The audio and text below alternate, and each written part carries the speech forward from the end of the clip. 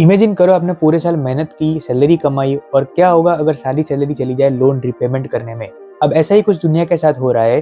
2029 में पूरी world GDP global debt के बराबर हो जाएगी और ये डायरेक्टली इम्पैक्ट करेगी आपकी सेविंग पे, लोन पे और पोर्टफोलियो के ऊपर। कैसे करेगा जानते हैं इस वीडियो के ऊपर। सबसे पहले एक सिंपल रेशियो को समझते हैं जिसको बोलते हैं डेट टू जीडीपी रेशियो। अब किसी भी कंट्री की फाइनेंशियल हेल्थ के लिए सबसे इंपॉर्टेंट नंबर होता है। तो फॉर एग्जांपल अगर आपकी सैलरी 10 लाख रुपए है और उसमें से लोन रिपेमेंट के अंदर 8 लाख रुपीज जाते हैं तो आपका डेट टू जीडीपी रेशियो हो गया 80%। अब ये तो फिर भी मैनेजेबल है। प्रॉब्लम तब होगा जब ये नंबर 10 लाख तक हो जाएगा। तो जितना ही आप अर्न कर रहे हो लोन रिपेमेंट में उतना ही नंबर जा रहा है। IMF अप्रैल 26 फिस्कल मॉनिटर के मुताबिक ग्लोबल डेट पहले ही 94% ऑफ ग्लोबल जीडीपी हो गया है और ये नंबर 100% हो जाएगा 2029 तक। अब इसका सिंपल मतलब है कि दुनिया की जो गवर्नमेंट्स है वो खर्चा ज्यादा कर रही है, बोरो ज्यादा कर रही है और बिल आप भर रहे हो और उसी टाइम पे जो आपकी सेविंग्स की जो वैल्यू है वो भी कम हो रही है। अब जानते हैं दुनिया के कौन से देश कितना कर्जे में है। सबसे पहले बात करते हैं अमेरिका की। टोटल डेट अमेरिका का $36 ट्रिलियन का है और उसमें से जो डेफिसिट है वो 7 to 8% का है। इसका मतलब सिंपल है कि जितनी अर्निंग हो रही है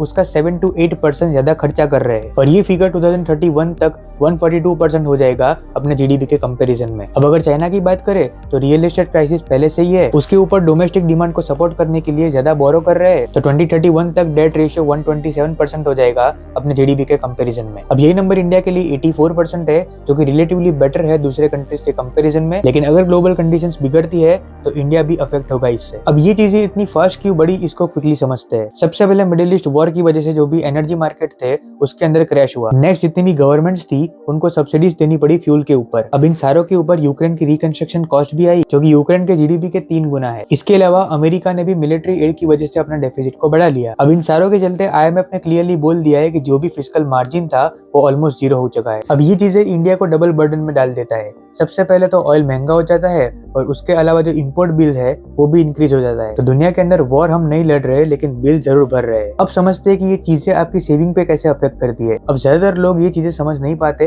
3 पॉइंट से समझते हैं। नंबर 1, ऐसे टाइम पे इंटरेस्ट रेट्स काफी हाई रहते हैं जिससे कि जो भी रेट कट्स होते हैं उनमें डिले हमको देखने को मिलता है जो कि इवेंचुअली आपकी EMI पे अफेक्ट करता है और रेट कट से जो रिलीफ होता है वो आप तक लेट पहुंचता है। ऐसे टाइम पे इन्फ्लेशन स्ट्रक्चरली हाई रहते हैं। अब गवर्नमेंट अपने करेंसी की वैल्यू ऐसे टाइम पे घटा देती है। अब इससे इन्फ्लेशन थोड़ा बढ़ता जरूर है लेकिन जो भी डेट रिपेमेंट है वो कम हो जाती है, लेकिन ये आपकी सेविंग की परचेसिंग पावर को भी कम कर देता है। नंबर 3, ऐसे टाइम पे गोल्ड की प्राइसेस अप जाती है और दुनिया की जो भी ग्लोबल करेंसीज है वो प्रेशर फील करती है और यही रीजन है कि जितनी भी सेंट्रल बैंक्स है वो भर भर के गोल्ड को खरीद रही है हर साल। अब इन सब से बचने के लिए हम क्या कर सकते हैं उसके लिए 3 पॉइंट से समझते हैं। Number 1, gold. अपने पोर्टफोलियो का 5 to 10% एलोकेशन आपको गोल्ड में रखना चाहिए। ये स्ट्रक्चरली भी सही है और जितने भी ग्लोबल बड़े इन्वेस्टर्स है वो भी यही फॉलो कर रहे हैं। तो ये डाइवर्सिफिकेशन आपको एक राइट डायरेक्शन के अंदर रखेगा। नंबर 2, जितनी भी रेट सेंसिटिव सेक्टर्स है for example real estate stocks हो गए, NBFCs हो गए, उसके अंदर आपको थोड़ा सा लमसम अवॉइड करना चाहिए जब तक रेट कट्स का क्लियर इंडिकेशन ना दिखे। नंबर 3,